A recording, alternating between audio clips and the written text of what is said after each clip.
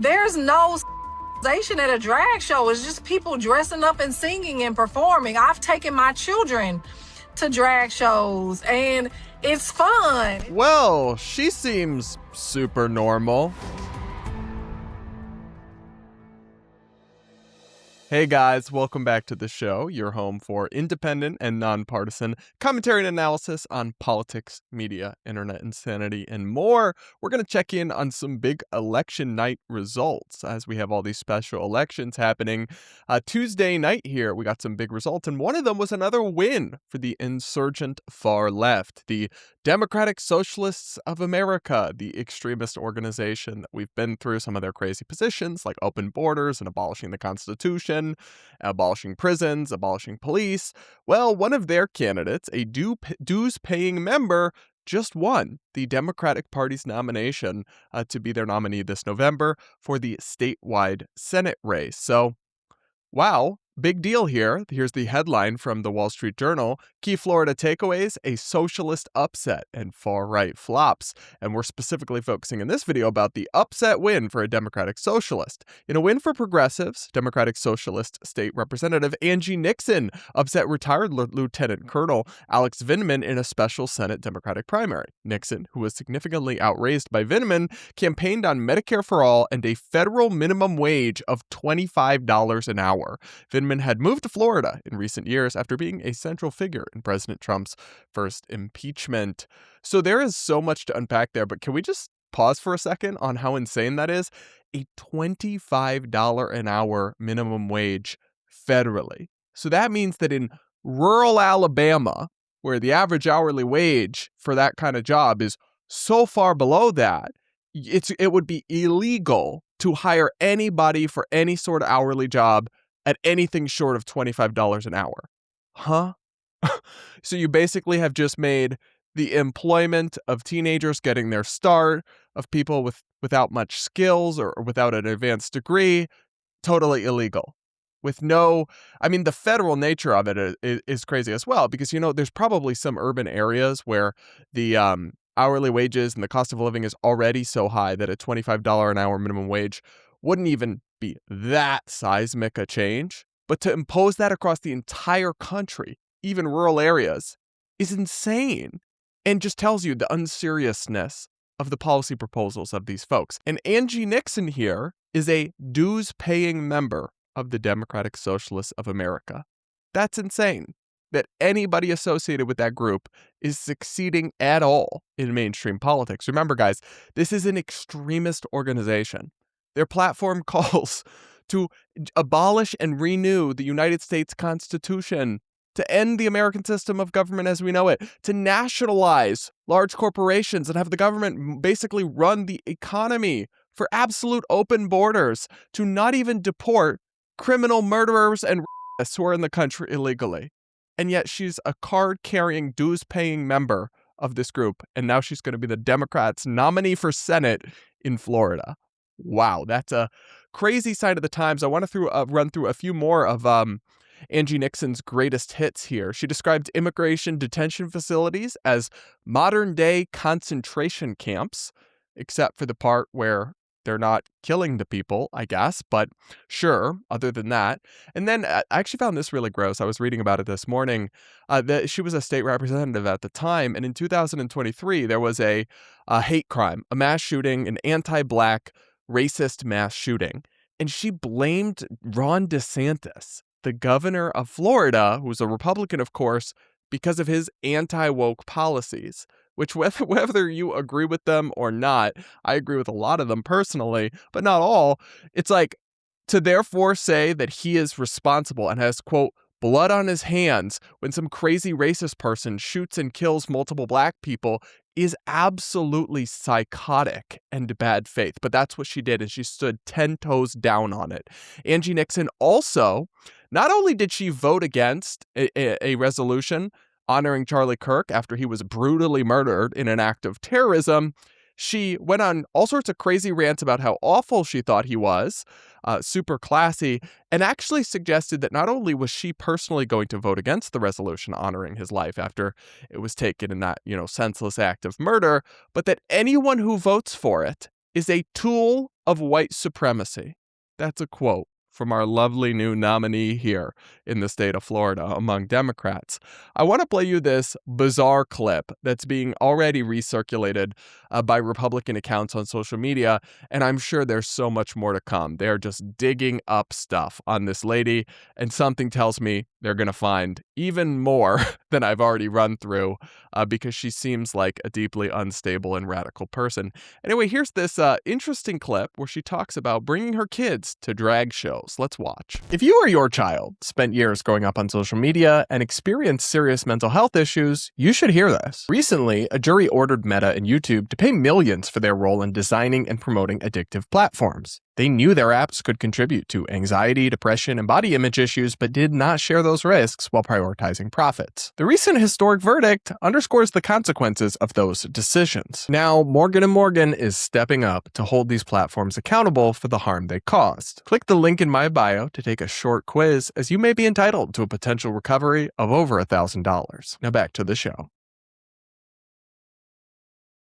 I don't understand, like, there's no sexualization at a drag show. It's just people dressing up and singing and performing. I've taken my children to drag shows, and it's fun. It's entertainment. It's wholesome entertainment. Yes. And it's nothing wrong. It's just, like, I don't get it.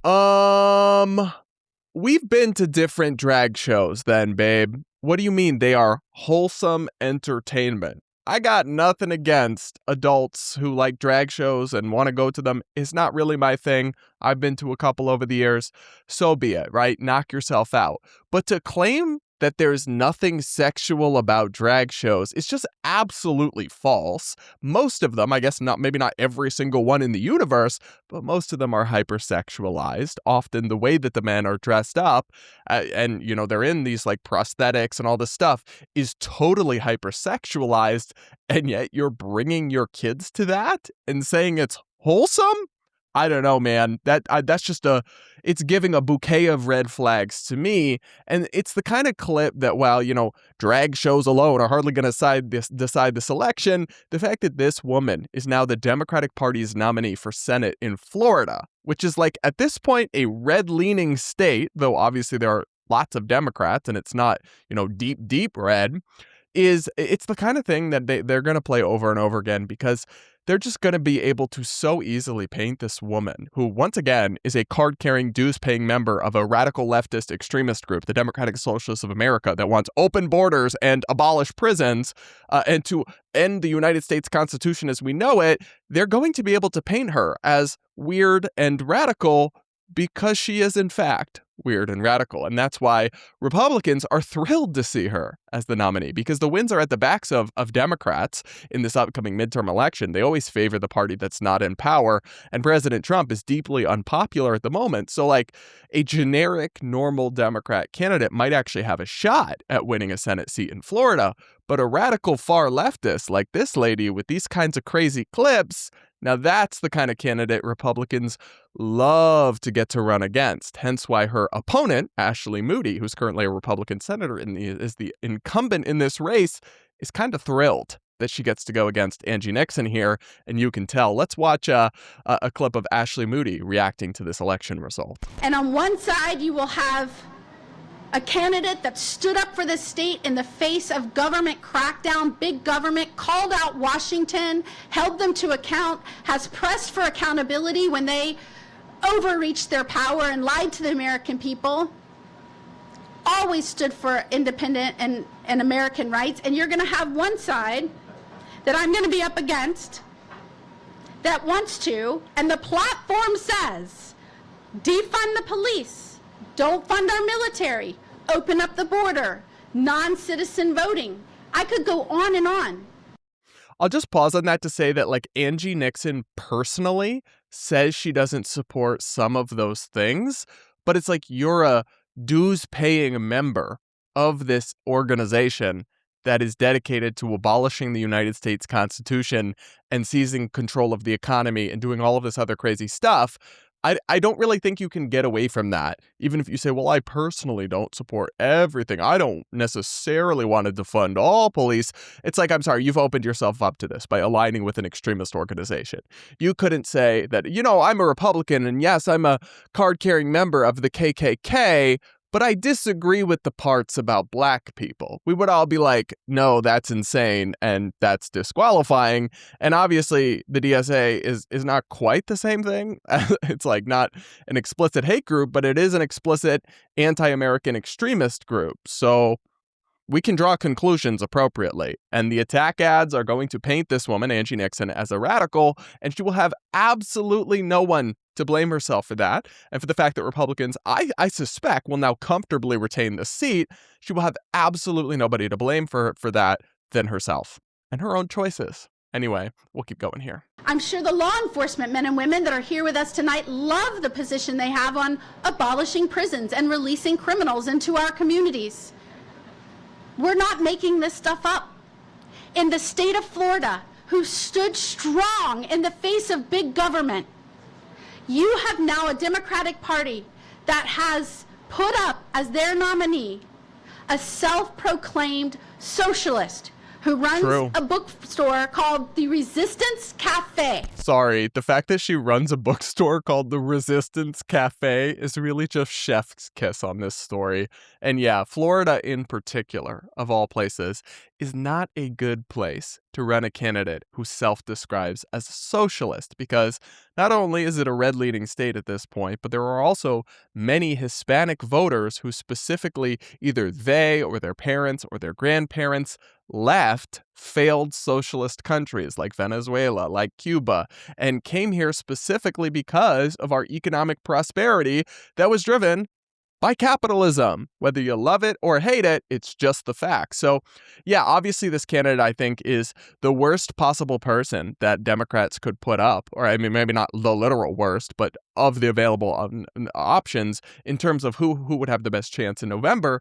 But it's one of those things that, like, at first glance, it does seem to be a win for the far left, right? Hasan Piker and the kind of rising DSA insurgent socialist part of the movement, they now have a candidate nominated to statewide office. They almost got there with Francesca Hong in Wisconsin, who was their gubernatorial nominee over there, but she fell short at the last minute, and the more normal, more establishment candidate, David Crowley, won. Well, so what you will have here is, in the short term, I believe, leftists will cheer this result. Like, I'm sure Hasan Piker is thrilled that she won last night.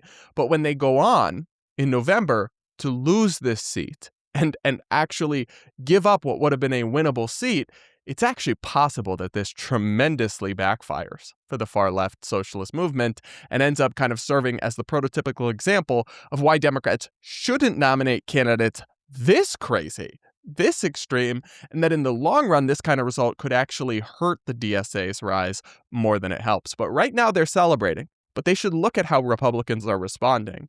And do the Republicans seem concerned to you about running against this woman, Angie Nixon?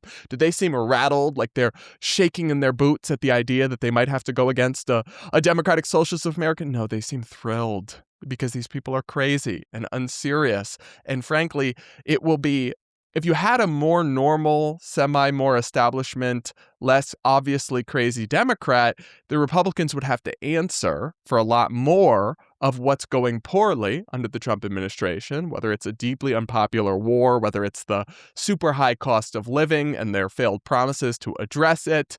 And these Republicans would be more on the spotlight for that. But the crazy statements and affiliations and radicalism of these left-wing candidates creates a whole energy cycle that gets focused into that. So it's absolutely a dream for Republicans.